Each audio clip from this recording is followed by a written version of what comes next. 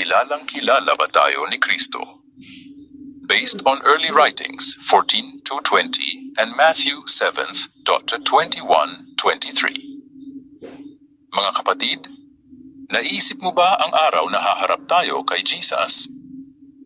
Ang pinakamasakit na maaring marinig ng isang mananampalataya ay hindi ang late ka o hindi sapat ang ginawa mo, kundi ang salitang, hindi kita kilala.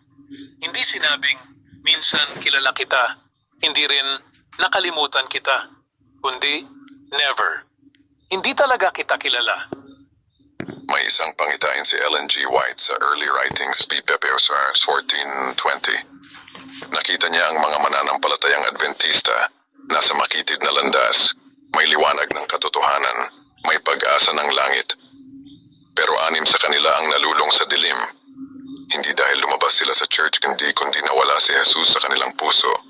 Marami sa kanila ay naglingkod, nangaral, nagbigay ng tithes, may posisyon sa iglesia, pero bakit sila naligaw? Dahil sa isang simpleng katotohanan, naging abala sila sa gawain ng Diyos, pero nakalimutan ng Diyos ng gawain. Marami sa atin ang maaring ganito rin ngayon, puno ng aktibidad, pero kulang sa relasyon, alam ang doktrina, pero hinid kilala ang author. Nandito ang katawan, pero malayo ang puso. Sinabi ni Jesus, "Not everyone who says to me, Lord, Lord, will enter the kingdom of heaven." Mateo 7:21. Hindi sapat na bumati tayo sa Panginoon. Dapat kilala niya tayo bilang Kanya. Nangangaral tayo sa iba pero paano ang ating puso? Busy sa ministry pero patay sa spirituality. Present tuwing Sabbath pero absent sa prayer.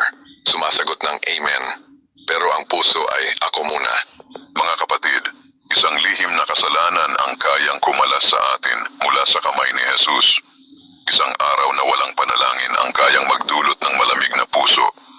Isang gawain na walang pag-ibig ang kayang maging walang kabuluhan. Sabi ni Ellen White, "We may be active in God's work, yet at last here, I never knew you."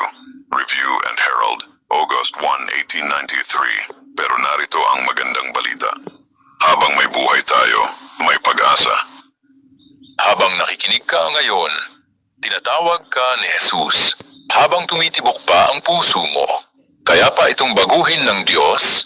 Ngayon, ang tinig niya ay hindi panlilibak, hindi panghuhusga, kundi imbitasyon. Anak, kilala kita. Alam ko ang laban mo. Alam ko ang sugat mo. Alam ko ang luha mo. Gusto ko lamang, ikaw ay maging akin. Ngayon ang oras para magsuko. Hindi bukas. Hindi mamaya.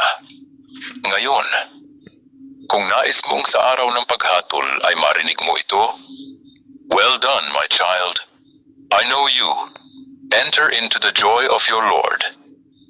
At tataas mo ba ang kamay mo at sasagot, Panginoon, nais kong makilala mo ako, araw-araw, sa pangalan ni Jesus. Amen.